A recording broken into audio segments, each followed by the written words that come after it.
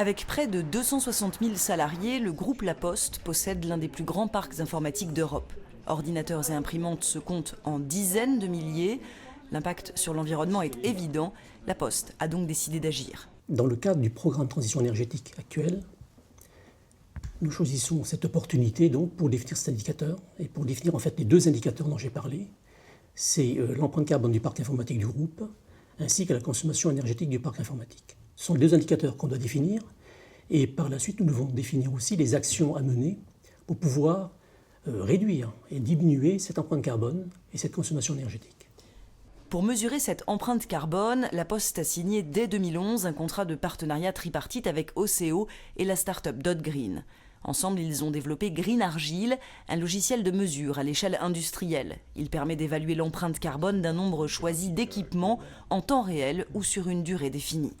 Ici, on obtient l'empreinte carbone totale, le nombre d'équipements et l'empreinte carbone dans les différentes phases, production, usage, recyclage, c'est la fin de vie, et donne aussi une idée de la consommation électrique par rapport aux données énergétiques qu'on a rentrées dans le catalogue.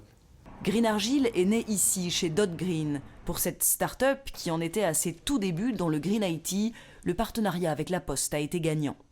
On avait besoin en tant que PME de pouvoir investir sur ce type de projet. Le faire seul, c'est forcément compliqué. Donc l'objectif a été de s'associer au groupe La Poste, qui est capable de nous accompagner, qui a été capable de nous accompagner. D'autant plus sur un sujet totalement précurseur. Si vous regardez l'aspect environnemental pour les entreprises, pour le parc informatique des entreprises, c'est un sujet où aujourd'hui il y a peu d'approches, peu de sujets, peu de solutions. Donc on avait deux objectifs. Le premier objectif était de fournir Green Argile à l'ensemble des collaborateurs du groupe La Poste partout en France. Donc on a hébergé l'application en mode cloud. Et le deuxième objectif était une utilisation simple, simplifiée de Green Argile. De ces recherches, La Poste a tiré une expérience que Charbel Aide souhaite partager avec les entrepreneurs. Une empreinte carbone, c'est par rapport à un périmètre organisationnel. C'est la première des choses. Ça veut dire qu'il faut bien définir le périmètre sur lequel on travaille. Une empreinte carbone, il faut l'alimenter par un inventaire matériel. Donc il faut que l'inventaire matériel soit fait, mais surtout soit le plus précis possible. Le document qui a été réalisé avec l'ADEME, le SIGREF, d'autres entreprises, dont La Poste, est un document pour aider les entreprises à évaluer l'empreinte carbone, ce que j'appellerais de l'IT.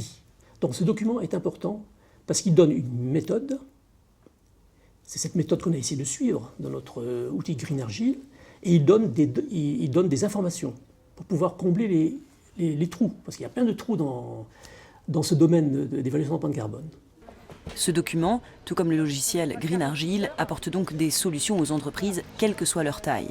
De son côté, pour aller plus loin, La Poste établira cette année un premier bilan de ses calculs.